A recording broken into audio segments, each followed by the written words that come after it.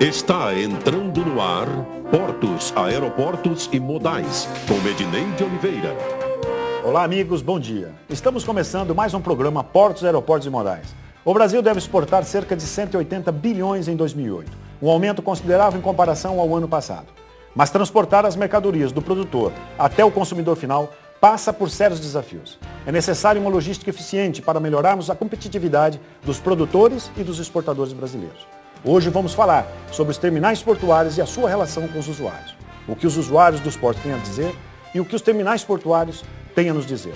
Os nossos convidados são William Mantelli, presidente da Associação Brasileira dos Terminais Portuários, e José Cândido Sena, coordenador executivo do Comitê dos Usuários dos Portos e Aeroportos do Estado de São Paulo. O programa Portos, Aeroportos e Modais começa agora. Não saia daí, eu volto já já.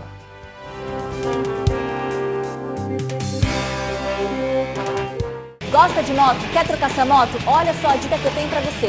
Top Bikes. Aqui você acha motos nacionais, importadas, multimarcas, oficina com tecnologia de ponta, peças, acessórios, dinamômetro, tudo para sua moto. Ligue já para o telefone que está no seu vídeo e tire todas as suas dúvidas. A Top Bikes fica na Emília Marengo 320, Tatuapé. Pensou em bike? Pensou em Top Bikes. Vem já para cá, Top Bikes, sua melhor opção. Vem!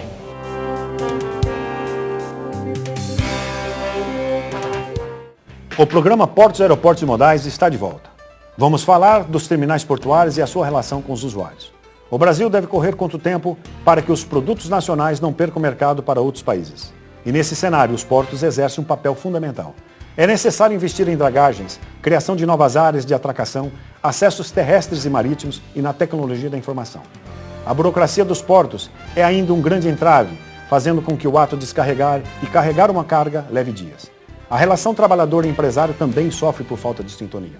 Os órgãos de fiscalização, como a Receita Federal e a Vigilância Sanitária, não conseguem dar vazão no desembaraço das cargas. O que fazer para resolver estes e outros problemas?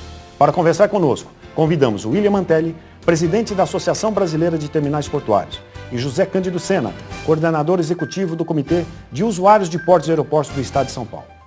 Bom dia, William. Bom dia, Sena. Bom dia.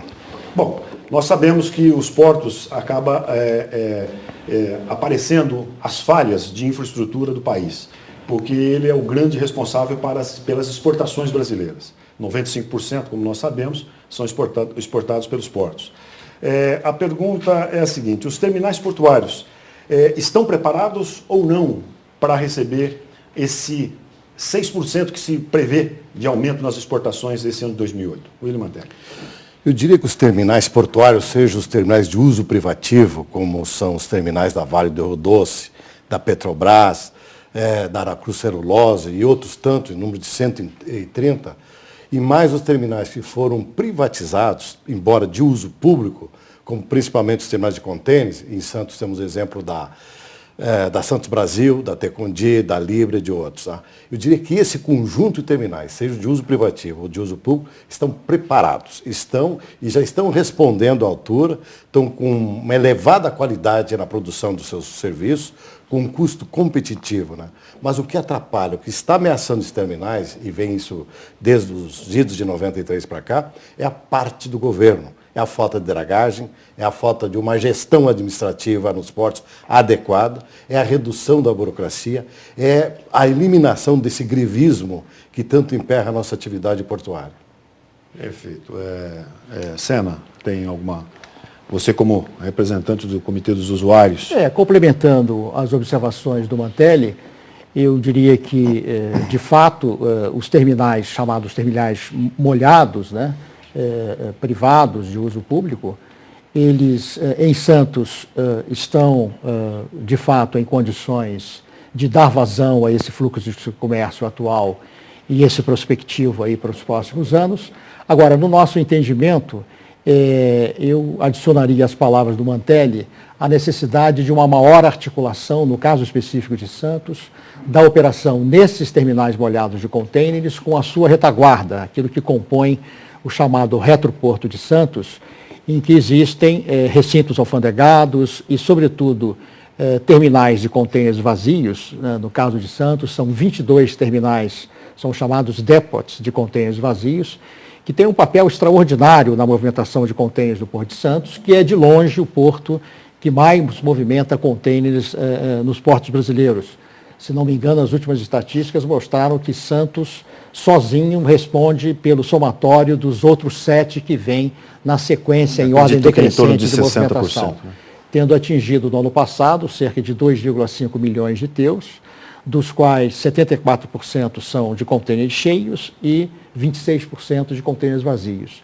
Então, esses depots, em particular, no que diz respeito aos contêineres vazios, eles têm um papel extraordinário a representar e, no nosso entendimento, há uma articulação maior a ser desenvolvida, não apenas envolvendo órgãos anuentes, como bem destacou o Mantelli, mas também superando a necessidade da superação de algumas arestas do ponto de vista operacional, envolvendo não apenas os operadores portuários dos molhados, como também os operadores dos vazios, né, transportadores e, numa perspectiva mais sistêmica, né, porta a porto no sentido da exportação e porto a porta no sentido da importação, envolvendo também o usuário exportador e importador, que precisa ser mais bem preparado para os processos de agendamento de embarques e desembarque de contêineres, notadamente no Porto de Santos, a fim de que nós possamos evitar os constantes congestionamentos das vias de acesso no complexo portuário e, sobretudo, nas vias de acesso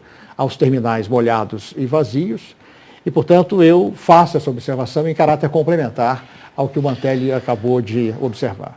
Dentro dessa colocação de vocês, principalmente o Mantelli, quando ele coloca de 93 para cá com a Lei 8.630, que é a modernização dos portos, que a responsabilidade, na verdade, do governo, ela fica na gestão, como um síndico, vamos usar assim a palavra, é o síndico do porto. E a responsabilidade da operação seria da iniciativa privada, como nós temos hoje no Porto 24, né? Operadores privativos dentro do Porto de Santos. Agora a pergunta é a seguinte, a responsabilidade não é só também hoje do governo, né? Porque se ele passou a operação para a iniciativa privada, a responsabilidade acaba se dividindo aí, ou não? Sem dúvida, mas veja, quando eu falo na falta de dragagem, aí a responsabilidade é integral do governo. Agora, só uma pergunta, Mantelli. A dragagem, nós sabemos que é o calcanhar de Aquiles de todos os portos. Eu acho que até está ligado à questão ambiental. Essa relação com a questão ambiental, ela interfere e tem interferido sistematicamente nas dragagens dos portos. Sem dúvida, veja, mas o que está faltando aí também, a gente reclama muito das autoridades do meio ambiente. Às vezes com razão, às vezes sem razão. Porque eu tenho visto ali várias administrações portuárias, quando vão fazer o serviço de dragagem, elas fazem um trabalho, vamos dizer, não técnico, não científico, e tentam, vamos dizer, passar conversa nos ambientalistas. Não vai dar, nós temos que trabalhar de uma forma séria. Há toda uma técnica, todo um trabalho científico para superar os problemas ambientais e fazer uma dragagem adequada. Isso não tem dúvida nenhuma. O que precisa é fazermos sempre um trabalho técnico. E uma outra questão, tem que haver uma sinergia entre a administração do porto e as autoridades ambientais. Fazer como os grandes portos internacionais, que trabalham em parceria. Aqui não, parece que são inimigos, né? Adversários, os nossos concorrentes lá fora. Né? Nós aqui temos que ser parceiros. Então eu diria, dragagem não é problema, desde que se faça um trabalho sério. Claro que nós queremos que as autoridades de meio ambiente elas sejam mais rápidas, mais sérias e abandonem o refrão aquele do não pode. Quem diz não pode tem que nos ajudar a dizer como é que pode. É verdade. Sena tem alguma aqui em São Paulo, eu diria que no Comos, o nosso comitê, em setembro de 2006, nós tivemos a felicidade de promover a primeira grande reunião pública envolvendo a Autoridade Portuária de Santos, portanto, dirigentes da Companhia Docas do Estado de São Paulo, e as autoridades ambientais do Estado de São Paulo, representadas pela Secretaria Estadual do Meio Ambiente e pela CETESB. Então, naquela ocasião, fizemos uma discussão extremamente profunda, eminentemente técnica, em que ficou bem claro a disposição das autoridades ambientais de colaborar na maior celeridade da aprovação dos projetos em Santos. E eu creio que a partir daquele momento as autoridades passaram certamente a se entender melhor e essas autoridades aqui em São Paulo, eu creio que estão devidamente engajadas para trabalhar no sentido do exame dos projetos e seus impactos ambientais e, na sequência, na aprovação ou na restrição a ser superada pelo pretendente, pelo postulante do projeto. Perfeito. Mas dentro disso, nós vimos recentemente, antes da criação da Secretaria Especial de Portos, né, que foi recente, que a prática usual para se escolher os administradores dos portos eram indicações políticas. E isso, com certeza, a gente já sabe que não adianta colocar um político para cuidar de uma questão tão importante e técnica dessa forma. Eu acho que talvez essa relação havia um choque muito grande. Me corrijam se estou errado. Sem dúvida. Hoje aparece aqui o discurso do ministro e a prática a gente tem acompanhado, ele tem procurado escolher pessoas técnicas para que estejam, né, à frente da administração portuária. Seria isso, Mantelli? Eu diria que a nossa grande esperança está depositada no ministro Pedro Brito, porque ele está cumprindo com aquele discurso quando ele tomou posse. Dragage mandou um projeto de lei que foi aprovado. Prometeu que ia trocar todos os administradores de companhias docas com indicações políticas, trocou. Claro que não vai acertar o 100%, mas isso é um processo, né, de aprendizagem, processo pedagógico. Essa troca de colocar profissionais, nós estamos saudando e temos uma grande esperança, porque agora tem um outro desafio que o ministro precisa enfrentar, não basta só colocar um excelente técnico. Ele tem que blindar esses administradores das mutações do poder político.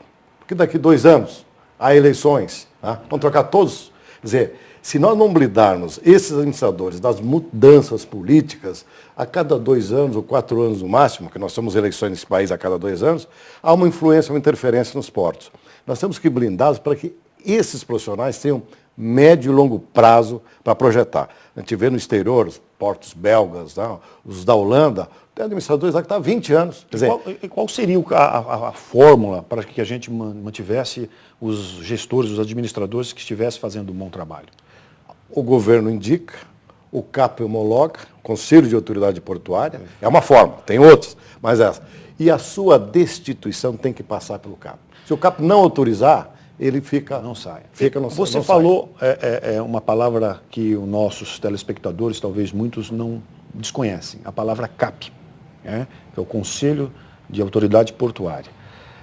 Fala para nós sobre o CAP, a importância dele depois da 8.630 e o papel que ele exerce hoje nos portos brasileiros. Eu diria que junto com o órgão gestor de mão de obra e os contratos de arrendamento e os contratos de adesão, o CAP foi uma grande criação da Lei 8630. E, no fundo, foi uma cópia do Port Authority, que é muito usado nos portos internacionais, tanto os europeus como os americanos. O que é o CAP? O CAP é um bloco, né? Tem 4 blocos, o representante do governo federal, estadual e municipal num bloco, é o poder público. Né? No outro, os trabalhadores. É o único porto, quer dizer, é o único sistema no mundo em que o trabalhador participa da gestão portuária. Depois tem o bloco dos operadores portuários, tá? E o bloco dos usuários. Tá? E cada bloco tem um voto. Então, qual é o papel desse CAP? É isso que precisa ser bem entendido. A lei está clara, embora parte do governo, do próprio setor empresarial, não acredito nisso. O CAP é um órgão de administração, de planejamento, de controle, de fiscalização. É a verdadeira descentralização da gestão portuária. Porque ele fica, quer dizer, é a comunidade portuária. É o início de uma montagem que o legislador lá atrás previu, de uma verdadeira governança corporativa. Conselho de Autoridade Portuária, administração do porto e o órgão como um departamento de recursos humanos. Mas hoje, na maioria dos postos, estão separados. Né? Quer dizer, o CAP está sem exercer seu poder, né, por responsabilidade do governo, do setor empresarial e dos trabalhadores, não assumir esse poder. O órgão gestor de mão de obra está isolado, está demais autônomo, com problemas sérios. Tá? E a administração do porto, boa parte dessa administração rejeitando o CAP.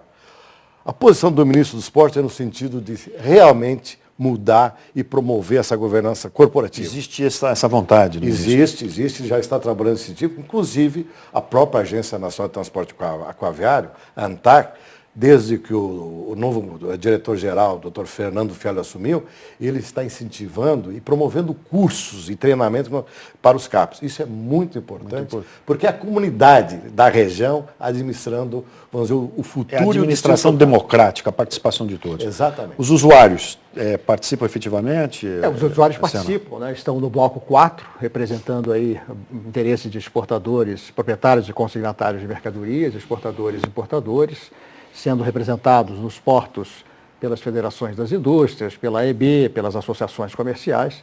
E foi exatamente esse ponto que ensejou a criação, em 93, meses após a promulgação da Lei 8.630, o nosso Comitê de Usuários, né, para exatamente defender, né, a Lei 8.630, porque era, naquela época, considerada, como é até hoje, a grande referência institucional para a modernização portuária que se iniciou, e também para as perspectivas daquela época, em 93, antes de constituirmos o nosso comitê, fizemos aqui em São Paulo, no dia 15 de junho daquele ano, um grande seminário para se discutir as perspectivas que se abriam para o setor privado, que mais tarde, no caso de Santos, vieram a se traduzir pelos arrendamentos, pelos processos, pelo chamado PROAP Santos 2000, que foi um amplo processo de arrendamento de instalações portuárias, e, portanto, dando curso, né, à implementação da Lei 8.630 através da privatização dos serviços portuários.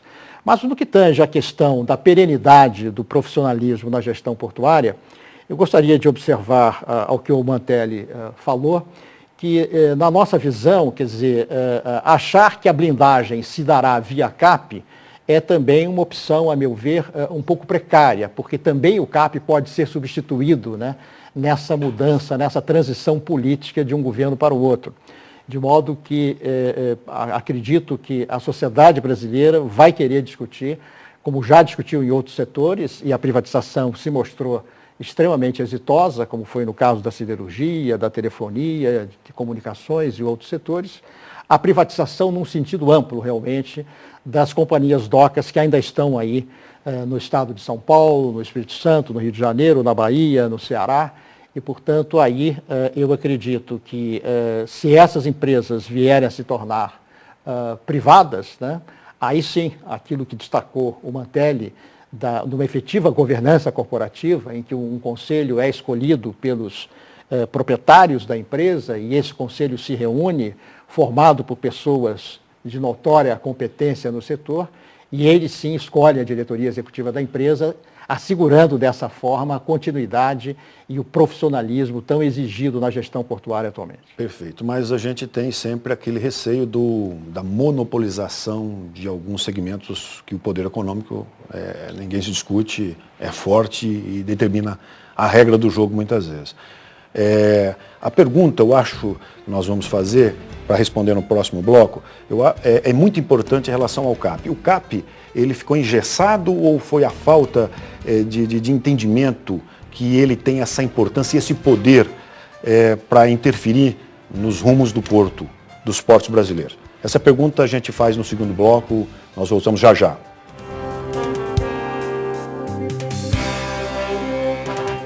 Gosta de moto? Quer trocar sua moto? Olha só a dica que eu tenho para você. Top Bikes. Aqui você acha motos nacionais, importadas, multimarcas, oficina com tecnologia de ponta, peças, acessórios, dinamômetro, tudo para sua moto. Ligue já para o telefone que está no seu vídeo e tire todas as suas dúvidas. A Top Bikes fica na Emília Marengo 320, Tatuapé. Pensou em bike? Pensou em Top Bikes. Vem já para cá, Top Bikes, sua melhor opção. Vem!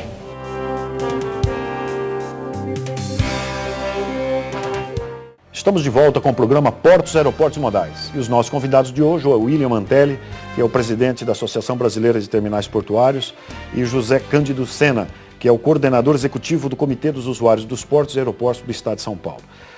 Nós deixamos no ar uma pergunta e um assunto muito interessante, que eu tenho certeza muitos desconhecem, o que é CAP. E nós falamos agora, o Conselho de Autoridade Portuária, e o poder que ele tem e que às vezes não é usado. Eu perguntei se ele foi engessado durante esse tempo, porque a gente percebia, inclusive, que as administrações portuárias colocavam sempre acima do CAP. Isso é assim a regra ou é ao contrário? O CAP está acima?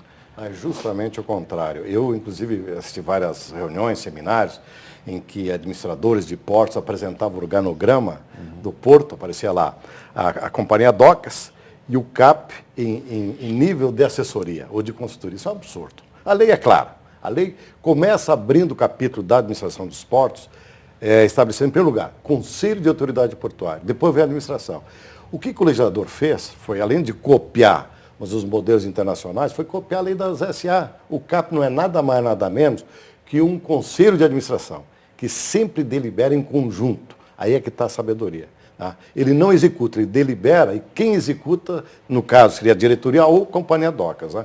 Mas aí principalmente alguns administradores de docas tentaram inverter, com apoio de parte da burocracia de Brasília, que eles não queriam perder o controle sobre os portos. O controle hoje, exercendo-se o poder do CAP, é da comunidade. No caso aqui de Santos, é da comunidade, é do Estado de São Paulo. Eu acho que ficou bem claro para os nossos telespectadores, né, pelo menos de uma pincelada no CAP, que eu acho que é importante a sociedade saber disso, porque a partir do momento que a sociedade ela tem esse conhecimento, ela também pode dar o respaldo necessário, de repente, como o Conselho de Autoridade Portuária, tomar e ter a força que ela tem já por lei, né, de estar acima do poder gestor administrativo do porto, né, porque é a representação democrática de todos os usuários, todos os agentes envolvidos nas exportações. Mas nós estamos falando nisso e foi citada a questão, até o Sena colocou, a questão da privatização, né? Que o momento é de privatização. O ministro, a gente tem inclusive pronunciamentos dele, de que os portos são estratégicos e, por ser estratégicos, não devem ser privatizados. Sena, a tua opinião, por que você acha que tem que ser? Bom, primeiro, essa questão de dizer que porto é estratégico é uma questão subjetiva. Estratégico sob que ponto de vista? Né? Então, eu diria que, do ponto de vista da eficiência, né, da fluidez do comércio... Me permite, te cortando? Não seria, talvez, o receio de que nós temos, às vezes, uns produtores que tem um container para exportar, enquanto que tem grandes grupos econômicos que acabam dominando o porto. E aí o medo é que esse pequeno não consiga, porque não interessa economicamente para aquele setor. Talvez isso essa é a preocupação. A visão que tenho é que esse problema do domínio do poder econômico sobre o pequeno, a meu ver, isso pode acontecer e acontece, quer a gestão seja pública, quer seja privada. Então, me parece que na medida em que tenhamos o órgão regulamentador do setor, que é a ANTAC, né, atuante, né, com medidas e normas claras, transparentes, né, em que fiquem definidas as punições, né, caso haja infrações por parte de quaisquer operadores do sistema, eu acho que, sejam eles privados ou públicos, não há por que temer essa digamos, gestão privada. E me parece que essa discussão estratégica ou não estratégica foi muito explorada lá antes do início do governo Fernando Henrique, quando nós tivemos efetivamente o início das privatizações desse país. Acho que esse ponto hoje já está, de certa forma, superado. Esse argumento do estratégico era usado também, você se lembra, para o setor de comunicações. O setor de comunicações está aí amplamente privatizado, né, levando os benefícios da telefonia fixa, dos celulares, a todas as camadas da população. A classe C aí agora com os dados eloquentes de consumo de celulares.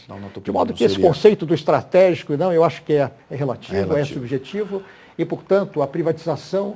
As companhias docas, operadas, sociedades anônimas privadas, né, com uma governança corporativa efetiva, sob as regras de uma agência regulamentadora forte, atuante, determinada, eu acho que é um modelo que a sociedade, de fato, precisa discutir e não é a posição de um ministro ou de outro que deverá impedir essa discussão. Eu acho que nós deveremos ampliar essa discussão com todos os segmentos envolvidos nessa questão da competitividade das nossas cargas, tanto de exportação como de importação, numa perspectiva sistêmica, né? Quer dizer, hoje a discussão que prevalece é porta a porta, e por que termos, né, ao longo desse percurso porta a porta, um elemento, né, com, digamos, atividades não necessariamente de qualidade que comprometem, né, a competitividade dos Apesar que produtos, nós estamos- tanto de exportação como de importação. Mas nós estamos assistindo uma melhora, né? O Porto de Santos já apareceu com... São inequívocas as melhoras. É isso. Mas Eu queria perguntar para o Mantelli, a posição do Sena né, radicalmente a favor da privatização. Essa disfunção que foi criada aí de nós termos, vamos dizer, uma linha decisória, né, extensa, CAP, CONSAID, Companhia Docas, né, isso porque, lamentavelmente, no Brasil, a gente faz tudo pela metade. Essa lei, ela está sendo implementada pela metade. Falta muito. Porque na época que se tramitou no Congresso Nacional, a ideia era, inclusive, licitar as concessões e privatizar as administrações, lá atrás. Mas aí se privatizaram os terminais e a sociedade se deu por satisfeita.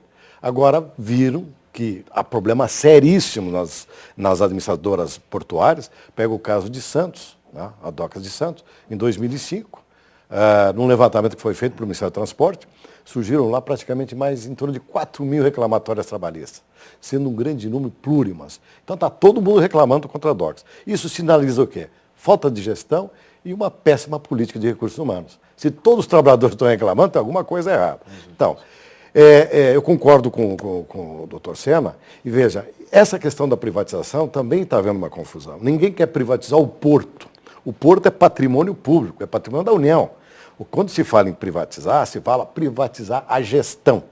E aí quem for o gestor não vai poder movimentar a carga, que aí cria essas distorções, né, de ter um monopólio. Não, ele vai ser como um shopping center, o administrador de um shopping center. Não vai ter loja, e não vai ter porto, não vai ter carga. Ele vai administrar o porto como acontece nos grandes portos internacionais. Nós assistimos agora, nesses anos que se passaram e que aumentaram as exportações, principalmente de minério, um certo monopólio e uma dificuldade de se arrumar janelas, né, talvez por falhas na época de implantação, janelas para outros exportadores de minério. O problema é o seguinte, veja, eu acho que o maior problema quando falta janela também em função da dragagem, do grevismo, da infraestrutura. O navio não entra. Né? Tem muitos navios que não vêm para o país por causa do grevismo, falta de dragagem, falta de segurança. Né? A questão, vamos dizer, dos operadores, dos exportadores, vamos dizer, com pequena quantidade, eu não acredito que vá um cidadão lá no Porto de Santos, no Santos Brasil, com 1 ou 2 ou 3 contêineres, e a Santos Brasil vai dizer, eu não vou movimentar, até porque ela embora um terminal privatizado, é de uso público, todo cidadão tem o direito de usar. Tá? Então, eu não acredito nisso. A questão do minério, o que precisa se ver é o seguinte, o governo, se licitasse as áreas que tem aí, tem várias áreas, inclusive no Rio de Janeiro, para esses pequenos, em consórcio, ocupar um espaço. O que eu conheço que alguns deles querem é usar os terminais, vamos dizer, da Vale do Rio Doce. A Vale investiu pesadamente, tem aqueles terminais de uso privativo dela, é misto, é para atender. Claro que ela vai dar prioridade para a carga dela. Né? Então, os pequenos têm que se formar um consórcio e o governo licitar uma área para que eles possam também explorar possa essa ter atividade. espaço. Perfeito. Nós vamos para um pequeno intervalo e a pergunta será para o Sena. O Sena, existe um projeto do Porto 24 horas. O PAC racional, seria isso. Nós voltamos já com essa pergunta e a resposta do Sena.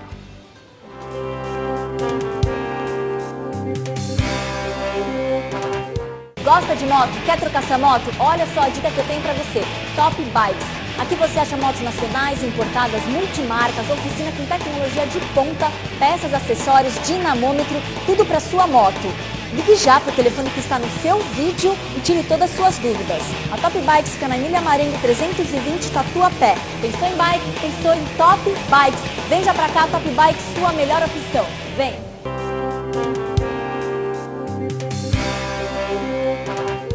Estamos de volta com o programa Portos, Aeroportos e Modais. E o assunto de hoje, nós estamos falando dos terminais portuários e a relação de usuários com esses terminais. E os nossos convidados, o William Mantelli, que é o presidente da Associação Brasileira de Terminais Portuários, e o José Cândido Sena, que é o coordenador executivo do Comitê de Usuários e Portos e Aeroportos do Estado de São Paulo. A pergunta foi para o Sena, e eu repito, o Comos, que você representa, tem um projeto de Porto 24 Horas. O que é isso? Bem, em verdade, esse projeto Porto 24 Horas não é apenas um projeto do Comos, é um projeto de toda a comunidade portuária de Santos, de toda a comunidade logística de Santos, e que basicamente significa um novo esquema operacional do Complexo Portuário de Santos, em que se possa efetivamente trabalhar 24 horas por dia, 7 dias na semana, a exemplo dos principais portos avançados e competitivos do mundo inteiro. E, portanto, isso, no nosso entendimento, é o que nós estamos denominando do PAC racional. E por que o PAC racional? Porque hoje, como se fala em PAC, né, enumeram-se, listam-se diversos empreendimentos para os quais se exigem vultosos recursos, né, investindo-se basicamente em infraestrutura física. E o esquema proposto no contexto do chamado projeto Porto 24 Horas é um esquema em que se buscam ganhos de produtividade com as instalações existentes, acrescidas de algumas modificações, como, por exemplo, pátios de estacionamento, reguladores, investimentos em sistemas informacionais. E isso envolve, no nosso entendimento, a efetiva implementação desse projeto. Logo de início é oportuno destacar que esse projeto, se implementado na sua plenitude, deverá ser um forte gerador de demanda por mão de obra especializada em toda a cadeia logística, sobretudo na Baixada Santista. De modo que, pelo que temos observado nas discussões que temos mantido nas 3 últimas reuniões do nosso comitê de fevereiro para cá, é um apoio irrestrito à iniciativa do Porto 24 Horas. E os trabalhadores, nesse momento estamos conversando com entidades de classe representativas de operadores privados. Temos um horizonte de trabalho em que, de início, busca-se a superação de arestas entre operadores privados que estão atuando no Complexo Portuário Santista, por exemplo, entre transportadores, operadores de molhados, sobretudo operadores de vazios, de contêineres vazios. Estou focando particularmente a carga containerizada, que é o filé mignon das cargas, uma vez que representa as cargas de maior valor agregado no Porto de Santos. É a carga que representa os exportadores de pequeno e médio porte, né, que os governos vêm procurando tanto incentivar para que eles participem desse processo de globalização.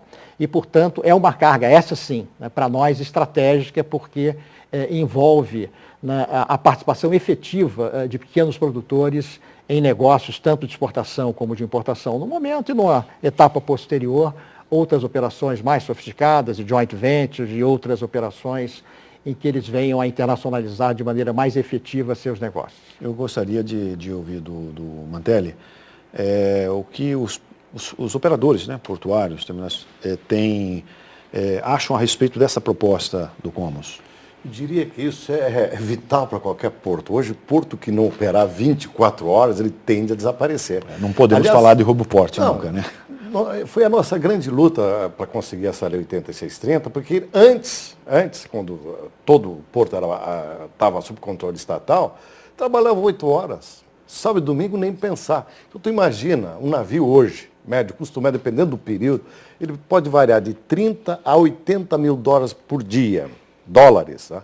Imagina, chega um navio, 6 horas, o porto baixa na porta, fecha. Isso não existe. Não pode. Isso aí só fechar para almoço, é igual restaurante fechar para almoço. Então, esse trabalho do Sena aí é altamente elogiável e a Comissão Portos, a ABTP, estou apoiando integralmente, porque esse é o nosso futuro. Não só passando, mas para todo o sistema portuário nacional. Nós temos que ter essa visão. Com certeza. Então, porto trabalha 24 horas. E como é que se define um porto eficiente? É fácil. É aquele porto que o navio leva o menor tempo entre atracar, operar e desatracar. Quanto menor o tempo for, mais eficiente é o porto. E aí só trabalhando 24 horas. Até por conta da competitividade, que o custo reduz e ficamos mais competitivos. Nós estamos percebendo agora, recentemente, que a balança comercial já está começando a haver um equilíbrio, exportações e importação, né? O superávit que existia já está sendo reduzido. Óbvio que tem alguns fatos que, né, promoveram com que isso acontecesse, mas nós, dobrando a capacidade de funcionamento do porto, acho que vai gerar até, inclusive, empregos. Sem dúvida. O que é uma relação, talvez, um pouco difícil. Me fala da questão de relação do trabalho e operadores portuários. Existe um monopólio na mão de obra também, que às vezes a gente vê operadores portuários reclamando que às vezes quer contratar por fora e não pode porque tem que contratar a mão de obra especializada. Esse é um assunto tanto que polêmico. Eu diria que faltou, vamos dizer, um maior comprometimento do governo, do setor empresarial e dos trabalhadores para resolver a questão da mão de obra. Né? Porque o órgão gestor de mão de obra é um instrumento flexível, de flexibilização das relações trabalhistas. É uma cópia do que ocorre nos grandes portos internacionais. Tá? Mas aí os órgãos, né, passaram a ser mal geridos. Tá? Os trabalhadores sempre se opuseram ao órgão. Hoje estou entendendo que ele é importante, mas ainda há uma parcela contra o órgão. Né? O governo, através do Ministério do Trabalho, ao invés de apoiar o órgão, porque quem criou essa quantidade, quem gerou essa quantidade de trabalhadores avulsos na orla portuária foi o governo, na época que os portos são estatizados. Então, ao invés dele apoiar, até porque o órgão é de utilidade pública, de ajudar na gestão, na depuração do órgão, estimulando o afastamento daqueles que têm idade ou questão de saúde para se aposentar, ou aqueles que não dependem da atividade portuária para sobreviver, e deixando lá somente aqueles trabalhadores que dependam da atividade portuária para o seu sustento. E treinar. O que está faltando nesse país é treinamento. Só que hoje nós temos o quê? Quase 30 mil trabalhadores avulsos no país. Tá? A metade, eu entendo que é desnecessária. Tá? A outra metade precisa ser permanentemente treinada. Mas há uma coincidência aí que, vamos dizer, essa metade, a maior parte tem condições, por idade, né, ou por questões de saúde, para se aposentar. Só que o governo está inerte nisso e nós estamos provocando. Só que hoje, nessa pressão do governo para aposentar esses trabalhadores, nós contamos com o apoio das 3 federações dos trabalhadores. Perfeito. Bom, Sena, a gente vê realmente a questão do PAC racional, como você diz, né, o Porto 24 horas. Eu acredito que essa relação com os empregados, os trabalhadores portuários, deve ser positiva nesse sentido, né? A sinalização deles, no sentido da implantação disso, até porque vai gerar mais frente de trabalho, obviamente. Eu acredito que sim, quer dizer, voltando à questão de chamá-lo de PAC racional, né? É a oportunidade que você tem de promover ganhos de capacidade para o porto através de instrumentos de racionalização de processos e procedimentos que permitam ganhos de produtividade do sistema, de modo que, em vez de termos mais, né, instalações físicas, como precisamos ter e haveremos de ter num futuro mais próximo, né, é a oportunidade que temos de aumentarmos a capacidade do sistema através das instalações já existentes, em que elas obtenham ganhos de produtividade. Então, com isso, abre-se de fato a possibilidade de você ampliar a capacidade, né, sem investimentos vultosos em infraestrutura, mas no caso específico de Santos, com investimentos complementares em infraestrutura de pátios reguladores, estacionamentos para carretas e contêineres, por exemplo, investimentos em sistemas informacionais de rastreamento, né, e controle de veículos e cargas. E no que diz respeito à perspectiva de absorção de mão de obra, eu acredito que, na medida em que todo o sistema ganhe competitividade, isso deverá afetar de maneira muito efetiva a competitividade dos usuários dos portos, notadamente dos exportadores, permitindo que eles, ganhando competitividade, eles consigam vender mais ao exterior e, por conseguinte, gerando um fluxo adicional de cargas que poderá ser movimentado, poderá ser trabalhado por esses trabalhadores que hoje estão exclusivamente, digamos assim, alocados à orla portuária, mas que no caso específico de Santos, na medida em que tenhamos o entendimento de que o complexo portuário de Santos funciona de maneira articulada, como em nenhum outro porto desse país, de maneira tão articulada, o porto com o seu retroporto, que é esse o objetivo do Porto 24 Horas, que essa articulação se dê de maneira efetiva, nós acreditamos que no complexo, seja ele da área molhada ou da área seca no retroporto, nós tenhamos condições efetivas de abrirmos uma quantidade muito expressiva de novos postos de trabalho, absorvendo, portanto, essa mão de obra hoje que está aí, de certa forma, né, pendurada no ógmo, seja cadastrada ou registrada, dependendo do seu registro, perfeito, dependendo da natureza do seu vínculo com o ógmo. William, Mantelli, a pergunta, ainda acompanhando o raciocínio do Sena, Nós temos acompanhado a mídia, os grandes engarrafamentos, e isso tem interferido, né, profundamente nas exportações e o custo Brasil, né? Um transportador, um exportador até a carga chegar, o tempo de demora de fila, enfim. O Porto 24 horas, você acha que reduziria isso? Porque os caminhões também circulariam no período da noite, né? Que agora foi restringido a circulação de caminhões num eixo de São Paulo. Sem dúvida. Aliás, tem que melhorar os acessos terrestres aos portos, né?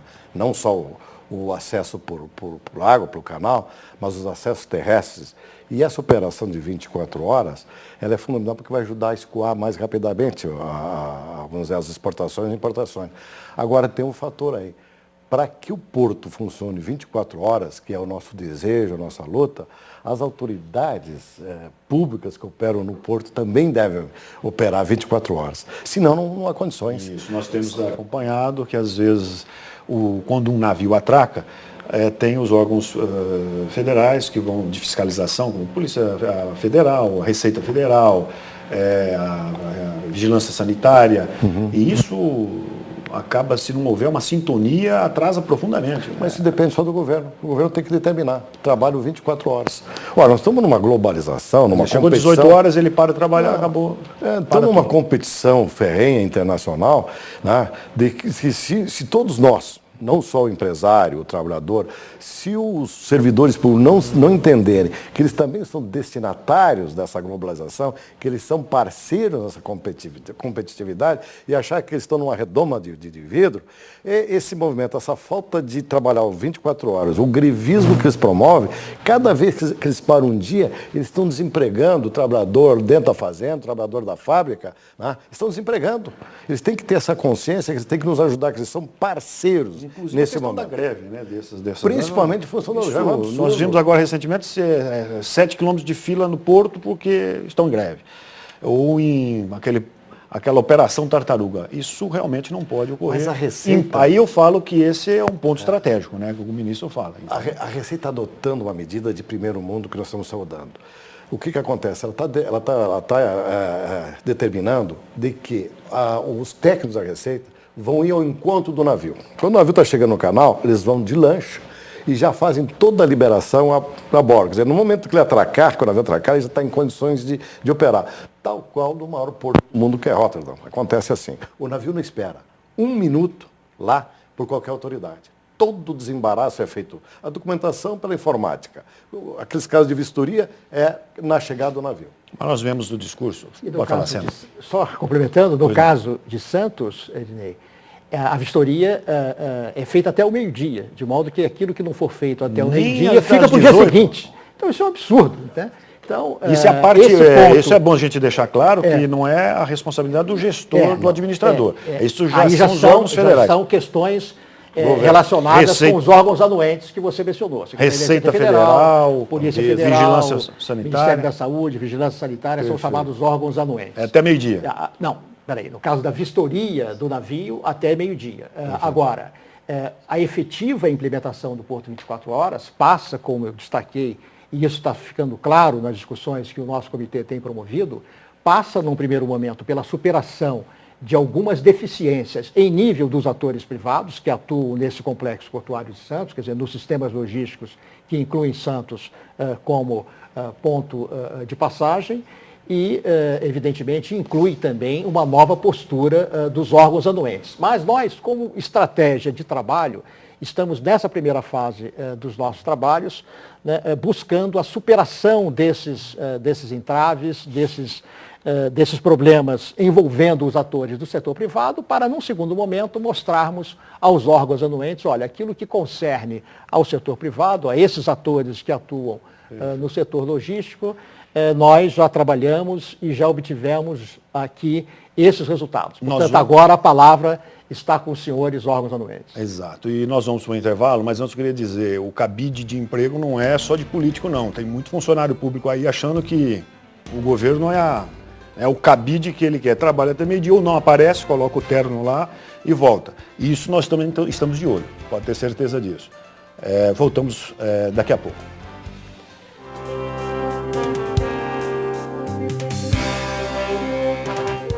Gosta de moto? Quer trocar sua moto? Olha só a dica que eu tenho para você. Top Bikes. Aqui você acha motos nacionais, importadas, multimarcas, oficina com tecnologia de ponta, peças, acessórios, dinamômetro, tudo para sua moto. Ligue já para o telefone que está no seu vídeo e tire todas as suas dúvidas. A Top Bikes fica na Emília Marengo 320, Tatuapé. Pensou em bike? Pensou em Top Bikes. Vem já para cá, Top Bikes, sua melhor opção. Vem!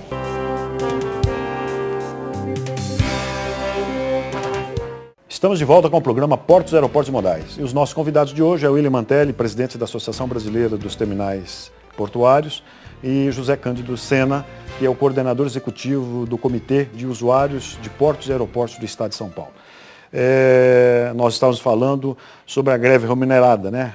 Que às vezes os funcionários públicos, principalmente de um ponto estratégico como esse, que é o porto, que é a exportação, que aí está a saúde financeira do país, isso é inadmissível. Não que eles não tenham que né, defender os interesses deles, mas que seja preservado o funcionamento, né, efetivo do porto. Eu pergunto para o Sena, você me falou do PAC racional do Porto 24 horas e isso leva a movimentação de caminhões nas marginais em sentido Santos, o Porto de Santos. Nós vimos agora recentemente o prefeito Gilberto Kassab tomou uma medida radical no sentido de limitar o funcionamento, a circulação de caminhões em determinados horários em São Paulo. Eu gostaria de ouvir a tua opinião, Sena, a respeito. Nós acreditamos que essa medida, dada a importância da cidade de São Paulo e a sua interação com o Porto de Santos, eu acredito que essa medida deverá ser estendida aos municípios vizinhos que compõem a região metropolitana e assim, num sistema de ondas progressivas, deva atingir, num primeiro momento, outras cidades extremamente relevantes do estado de São Paulo, pela sua pujança econômica e que são polos importantes de atração e geração de cargas, inclusive cargas que transitam, que são movimentadas no Porto de Santos. Então, na medida em que você tenha essa medida expandida para outras cidades, não apenas a região metropolitana, mas, por exemplo, para Campinas, Ribeirão Preto, Sorocaba, que são pontos importantíssimos de geração e atração de cargas de comércio internacional, eu acredito que em nível do usuário, uma vez que o Porto 24 horas também tem implicações em educar o usuário, em preparar o exportador e importador para que ele tenha uma gestão mais eficiente da circulação das suas cargas de e para o porto, em se tratando de carga de exportação e importação, eu acredito que essa medida, né, adotada aqui pelo prefeito da capital, ela deva ser estendida para outros municípios e, de certa forma, vai ter um impacto muito grande em empresas distribuidoras, em empresas transportadoras, nas docas das empresas exportadoras e importadoras, abrindo, portanto, espaço para que nós tenhamos também esses recintos operando 24 horas e, dessa forma, promovendo uma articulação mais efetiva com as instalações do Complexo Portuário Santista. De modo que eu vejo, na medida de ontem, né, um estímulo a mais, né, um apoio adicional para que nós venhamos a ter, no mais curto prazo possível, a implementação efetiva do Porto 24 horas. Eu vou fazer uma pergunta para o William Mantelli, que é o presidente da Associação Brasileira de Terminais Portuários. A questão das dragagens é um assunto que incomoda muito todos, né, os usuários, o exportador, o governo, porque nós temos questões ambientais envolvidas nisso, que também não pode deixar de ser vista. Mas eu gostaria de saber de você qual o caminho que nós devemos fazer para ter o bom senso de resolver essas questões. Veja, esse problema é antigo, porque se faziam assim, dragagens, quando chegava na última instância com o Ministério e com as autoridades da Marinha, praticamente diminuíam o calado ou até proibiam navios de circular, de entrar no porto à noite e tudo mais. Porque eram feitos assim sazonais. E aí havia uma disputa com a licitação pública, aquelas questões todas que nós sabemos. O problema das dragagens também é em função dos recursos financeiros. Pega a Docas de Santos. Boa parte dos recursos que entram, que são cobrados de cada navio, que deviam ser revertidos numa dragagem permanente, vão para a Justiça do Trabalho, para pagar os passivos. O ministro dos Portos, como eu falei no início, em boa hora e cumprindo a promessa dele, ele conseguiu uma lei que estabelece uma dragagem permanente. O projeto dele era de quem ganhasse a licitação, tal qual quem ganha uma licitação de uma rodovia, teria 5 anos, mais 5 anos para fazer a dragagem. Quer dizer, então isso vai exigir do operador de dragagem, ele faria isso porque ele ganharia dinheiro, todo ano ele faria uma dragagem, como a gente vê nos portos internacionais. Né? Quer dizer, porque ele tiraria na primeira vez, vamos dizer, uma grande quantidade de material. Depois era só manter. Então o custo dele de manutenção cairia e ele ganharia mais. Né? Então, foi uma pena que o Congresso Nacional, na prorrogação, estabeleceu só 1 ano, que eu não entendi por quê. O ideal seria 5 mais 5 para atrair grandes empresas. A licitação para o serviço de dragagem tem que ser nacional e internacional. Nós precisamos urgentemente e de equipamentos modernos para que reduza o custo da dragagem. Mas aí a pergunta é, o Congresso Nacional não está em sintonia com essas necessidades? É um absurdo isso. Lamentavelmente, se a gente examinarmos todo o arcabouço jurídico da questão, vamos dizer, só na questão dos portos. Primeiro veio a lei dos portos, em primeiro lugar. Depois veio a lei de licitações. Depois veio a lei de concessões do serviço público. Depois se criou a agência reguladora do setor. Quer dizer, nós começamos pelo telhado. Né? Quer dizer, aí veio a agência, criada mais tarde, ANTAC, querendo regular fatos pretéritos, contratos perfeitamente adquiridos em licitação ou através de autorização do governo federal, ela tentando legislar sobre fatos ocorridos no passado. Isso causou uma insegurança. William, aí isso me coloca uma questão interessante. A ANTAC hoje ela não está sob o guarda-chuva da Secretaria Especial de Portos, e sim do Ministério do Transportes. Eu pergunto, a Secretaria Especial de Portos é que cuida dos portos. A ANTAC cuida da regra, da fiscalização, não teria que estar junto com o Secretaria dos Portos? Eu diria o seguinte, que hoje há uma boa sinergia entre a Secretaria dos Portos e a ANTAC. O problema é que, de novo, o Congresso Nacional, aí no caso com o apoio do Poder Executivo, criou, para mim, um Frankenstein, que na medida que criou a Secretaria de Portos, ele dividiu. Para a Secretaria de Portos vai cuidar de portos marítimos. O Ministério dos Transportes cuidar de portos interior, de rios, lagoas, etc. Isso aí me Isso é um absurdo. Política. Não, sabe qual é a briga que está vendo? Vamos dizer, Porto lá de Estrela, não sou um porto pequeno. Não, eu sou porto marítimo, porque eu tenho contato direto com o mar. Manaus. O que é porto marítimo, o que é porto interior? Então isso só veio para ajudar a aumentar a confusão.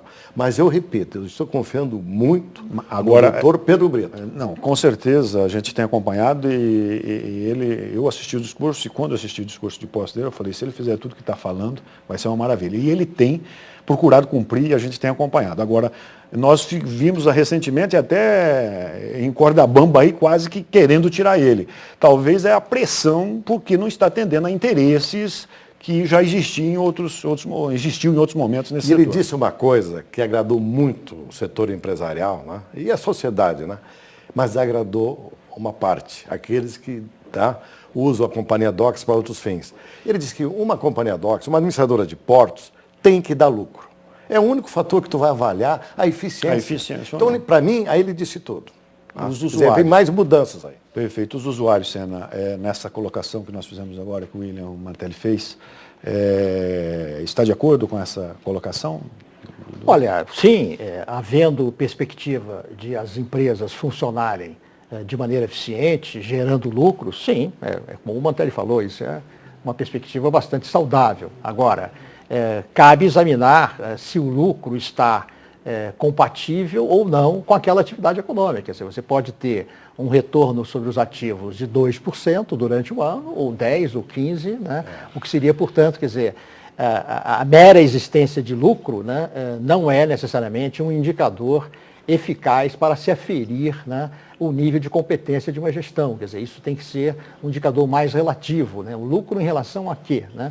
Aos ativos da empresa, aos ativos líquidos, enfim, isso é uma discussão que certamente vai prosseguir, né? Nós, no próprio comitê, temos uma agenda muito extensa de trabalhos que vamos desenvolver nesse sentido, discutindo os modelos de gestão, ouvindo as palavras do ministro Pedro Brito, que de fato tem mostrado a maior boa vontade em conduzir de maneira muito eficiente a questão das companhias docas, mas já colocando algumas restrições, como ele mesmo as fez, né, no que diz respeito ao modelo que está aí, né? Quer dizer, eu acho que esse assunto cabe uma discussão mais ampla, né?